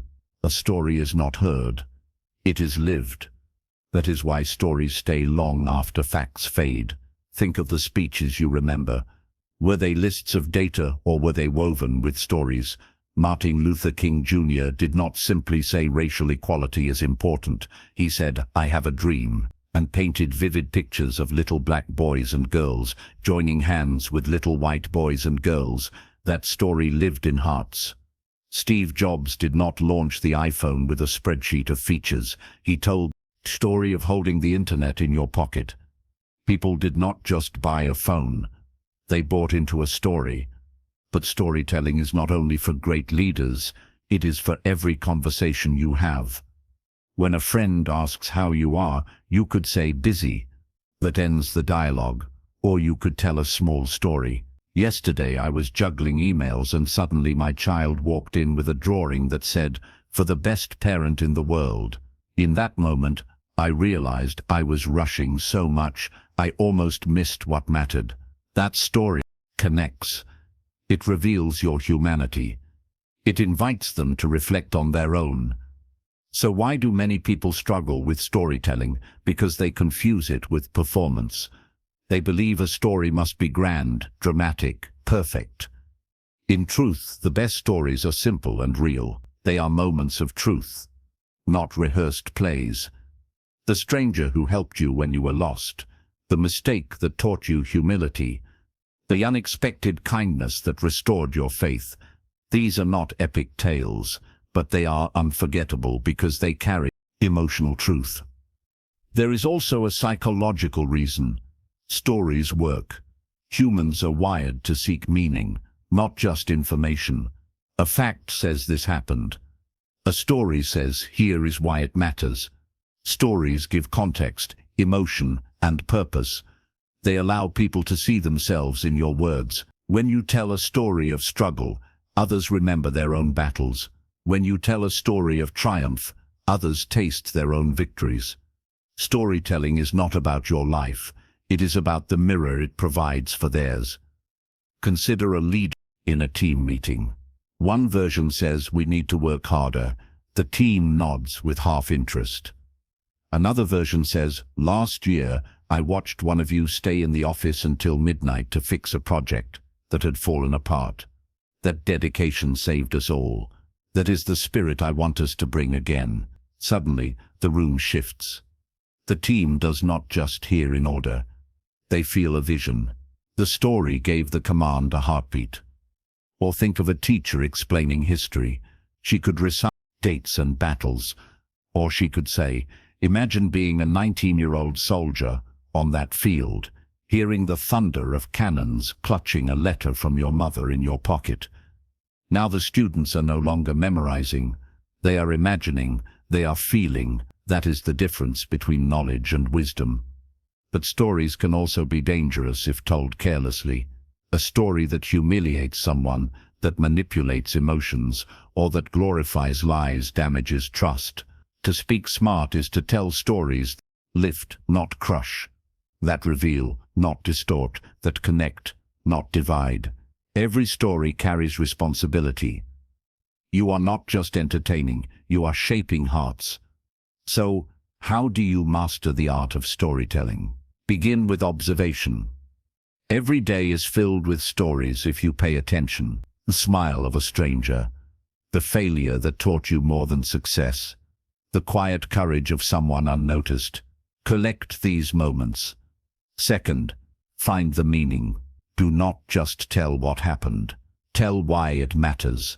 Third, keep it simple. A story does not need 10 details to be powerful. A single vivid image can stay forever. Finally, embody it. Tell with your voice, your eyes, your presence. Let the listener feel that you are not just telling a story, you are reliving it. One of the greatest lessons I learned came from an elderly man I once interviewed. He had lived through wars, loss, and hardship. I asked him, "How did you survive?" He smiled and said, "By remembering the stories of my mother. She told me that no night lasts forever, and no winter refuses spring." That was it. A simple story from a mother to a son, carried through decades, became a light through the darkest tunnels. Stories are not entertainment. They are lifelines. Here is my personal comment to you. Do not underestimate your stories. You may believe your life is ordinary, that nothing worth telling has happened, but someone out there needs to hear the exact story you carry. Your story of resilience might save someone from despair. Your story, failure might free someone from shame. Your story of love might remind someone of hope. Speaking smart is not about hiding your story. It is about daring to share it with honesty and meaning. So here is your challenge. In your next conversation, resist the urge to give only facts. Instead, offer a story. Share a moment, a memory, an image that reveals truth. Watch how the person leans closer, how their eyes soften, how the conversation deepens. Then reflect. Did the story create connection? Did it bring meaning? Did it turn your words into something unforgettable? If this chapter touched you, share it with someone who needs to be reminded that their story matters. Leave a comment about a story in your life that still carries power. It may inspire others to share theirs, and subscribe, because in the next chapter, we will explore a powerful shift, the mindset reset, where we step back to challenge our own patterns, clarify our standards, and prepare to embody everything we have learned. Chapter 13, the mindset reset. Daring to see yourself clearly. There comes a moment in every journey where learning is no longer enough. You can consume books, listen to mentors, collect wisdom like seashells on a shore, But unless you stop, look inward, and reset your mindset, nothing truly changes. This chapter is that moment. It is not about more techniques or more clever insights. It is about holding up a mirror, asking hard questions, and deciding who you want to become. Because communication is not only about skills, it is about identity. The way you speak is not separate from the way you see yourself. To transform your conversations, you must first transform your vision of you. Most people speak from fear without even realizing it. They fear rejection, so they hold back. They fear judgment, so they overcompensate. They fear silence, so they fill it with noise. These fears shape their words more than their intentions do, and then they wonder why their conversations feel hollow.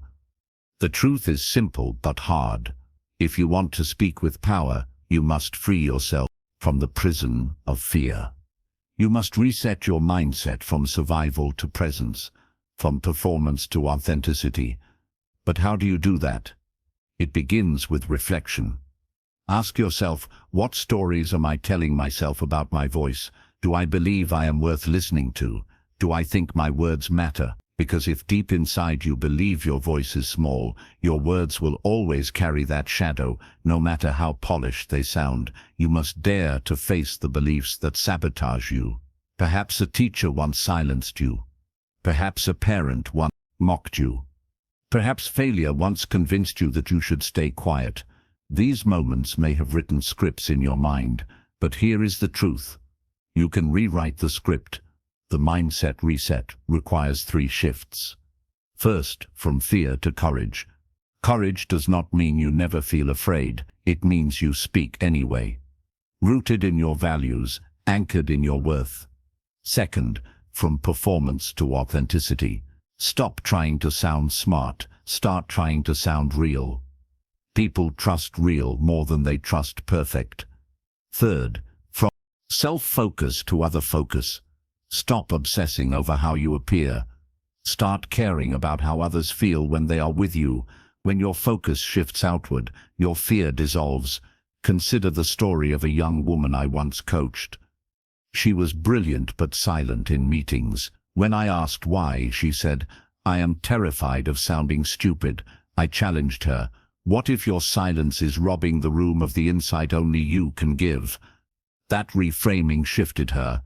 She realized her silence was humility. It was fear disguised as safety. Slowly she began speaking, not to prove herself, but to serve others with her perspective. The change was not in her words, it was in her mindset. The psychology behind this is powerful. Our words flow from our self-image. If you see yourself as inadequate, your words carry hesitation. If you see yourself as valuable, your words carry conviction. Social intelligence is not only about reading others, it is about reading yourself honestly. It is about asking, am I showing up as the person I truly want to be? Am I hiding behind fear, or am I living in alignment with my deepest truth? These questions sting, but they are necessary. And here is where the reset becomes real. You must define your standards. Who do you want to be in every conversation? Do you want to be the one who lifts or the one who drains? Do you want to be the one who hides or the one who shows up fully? Do you want to be the one who only speaks or the one who listens and transforms? You cannot drift into these identities. You must decide. Every conversation is practice. Every word is shaping your future. The reset is choosing with intention the identity you will embody. Imagine you are at a crossroads. One path is the old you, the hesitant speaker, the over-inker, the performer, the one trapped by fear. The other path is the reset you, the one who speaks with courage, authenticity, and care. The path you choose is not about one grand moment. It is about 1,000 small choices. Choosing to listen deeply instead of waiting to talk. Choosing to ask a real question instead of hiding behind small talk. Choosing to share your story instead of pretending you have none. That is the reset in action. But beware, resetting your mindset is not a one-time event. It is a daily practice. Fear will return. Doubt will whisper. Shame will try to creep back in. You will stumble, but each stumble is not failure. It is a reminder to reset again, to pause, breathe, and return to your chosen standards. Transformation is not a single explosion. It is the steady flame of daily resets. Here is my personal comment to you. If you have made it this far, you are not here by accident. Something inside you is tired of drifting. Something inside you longs to reset, to stop being a shadow in conversations, and start being a presence that others feel deeply. This chapter is your turning point if you let it be. Do not just nod and move on. Stop now. Write down the 3 standards you want to live by in every conversation. For example, I will speak with courage, will listen with presence, I will bring lightness. Make them your then live them. So here is your challenge tonight. Before you sleep, look into a mirror, ask yourself honestly, am I speaking from fear or am I speaking from truth?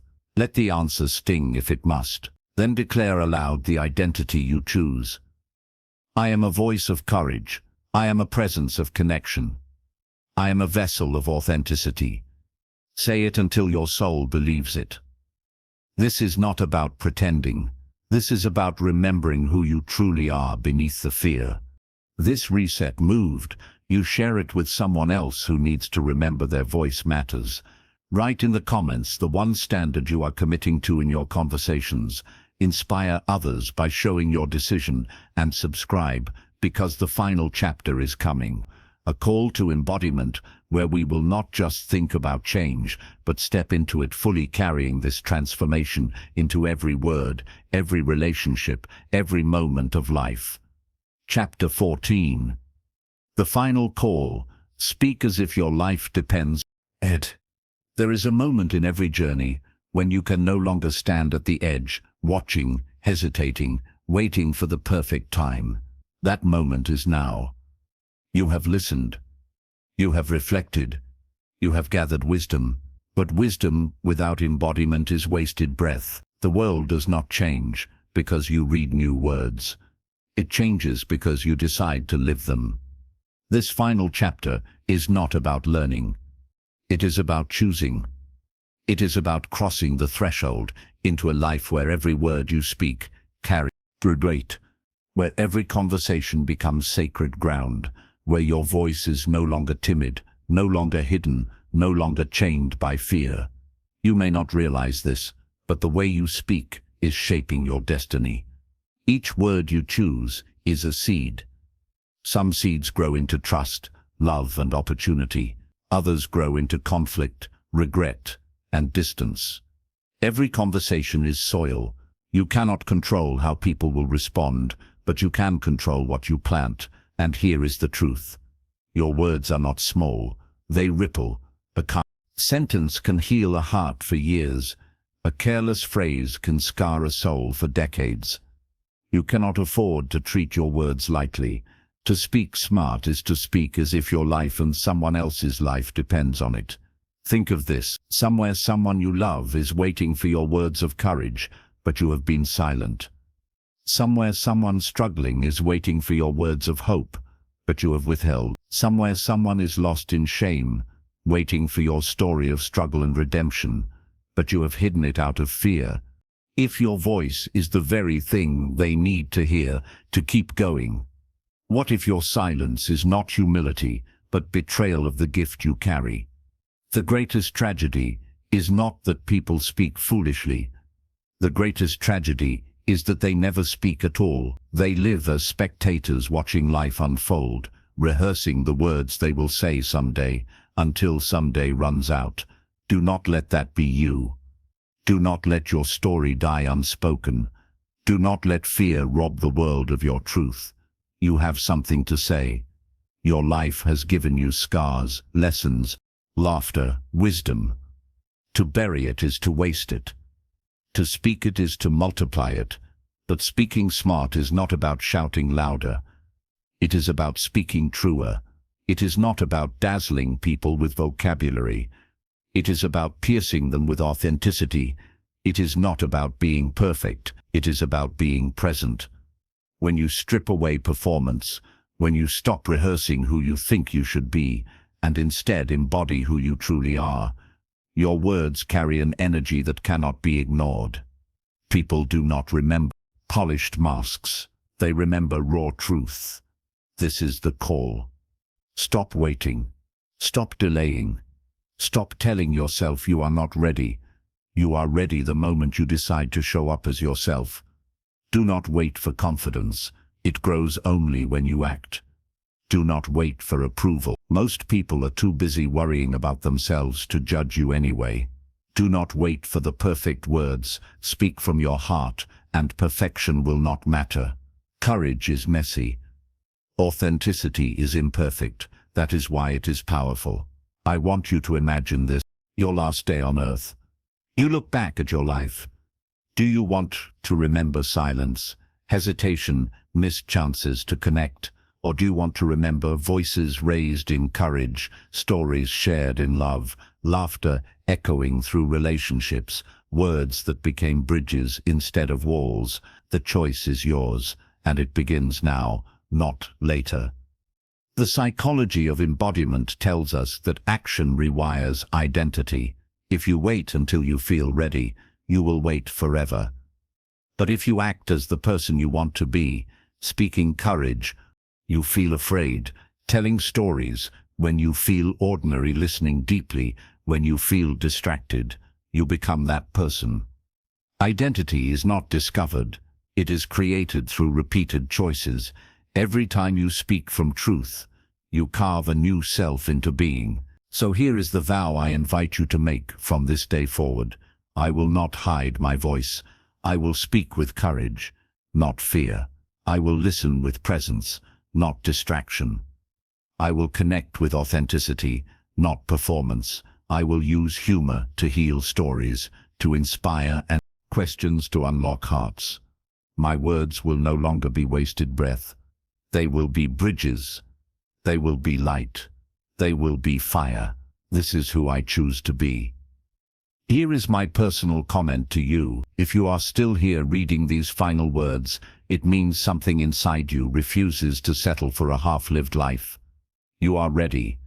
Do not let this be just another book you finish and forget. Let this be the moment you decide. Speak to someone today with honesty. Tell the truth you have been holding back. Ask the question you have been afraid to ask. Share the story you thought no one wanted to hear. Choose courage even if your voice shakes, because the only voice that does not matter is the one never spoken. So here is your final challenge right now. Think of one person who needs your words. It could be a loved one, a colleague, even yourself. Then, before the sun sets, speak to them. Say what you have been holding back. Let your words be imperfect, but let them be real. Do not wait. Do not delay. Life is too short and voices too precious to remain silent. If these words ignited something in you, share them. Share them widely. Share them with those you love, with those you lead, with those who need hope. Let your voice echo beyond this page, into hearts and lives, waiting for the courage only you can give. This is your final call. Speak smart, speak true. Speak now. Chapter 15. Epilogue. Stepping into your new life of connection, close your eyes for a moment and imagine the world you are about to enter. It is not a different city or distant country. It is the same streets you walk every day, the same offices you sit in, the same people you pass by, yet everything feels new. Why? Because you are new. The timid voice that once lived in your chest has grown steady. The anxious whisper that said, "Stay quiet," has faded. In its place is a grounded presence that does not need to shout to be heard. You carry yourself differently, and people feel it. Conversations that once drained you now energize you. Rooms that once intimidated you now welcome you. This is the world you are stepping into, not tomorrow, but today. Imagine walking into a gathering where once you would have hovered at the edge, scrolling on your phone, pretending to be busy. Now you walk in with your shoulders back, eyes soft but confident, scanning the room, not for danger, but for connection. You see a stranger, and instead of thinking, "What if they do not like me?" you think, "What gift of presence can I give them?" You walk over, you smile, you ask a question, makes their eyes light up. They walk away thinking there was something different about that person. That difference is you living out the intelligence of the heart. Imagine speaking in a meeting where once your thoughts would have tangled into knots. Now you breathe, you center yourself, and you speak not to impress, but to contribute. Your words land clearly. People nod, some even write down what you say. You notice it not with pride, but with gratitude. You realize your ideas are not only valid, they are necessary. And the old fear of being judged, it no longer owns you. You have learned that silence born from fear is not humility, but theft. And you refuse to steal from the world the truth only you can give. Imagine sitting with a loved one who once felt distant from you. This time, instead of half listening, you are fully there. You notice the tremor in their voice, the hesitation in their words, the emotion behind their eyes. You do not rush to fix or advise. You simply listen deeply, wholly. They feel seen, and their shoulders relax. Later they tell you, "You are the only one who really understands me." And you realize that is the true power of speaking smart. It is not only in words spoken, but in presence offered. This new life is not about becoming someone else. It is about stripping away the masks you wore, the fear that bound you, the hesitation that muted you. It is about returning to your truest self, the self that has always been capable of courage, authenticity, and connection. That self was buried under years of doubt, but now it breathes again. This book has not given you a new voice. It has uncovered the one you had all along. But here is the truth. This transformation is not guaranteed. It requires daily choosing.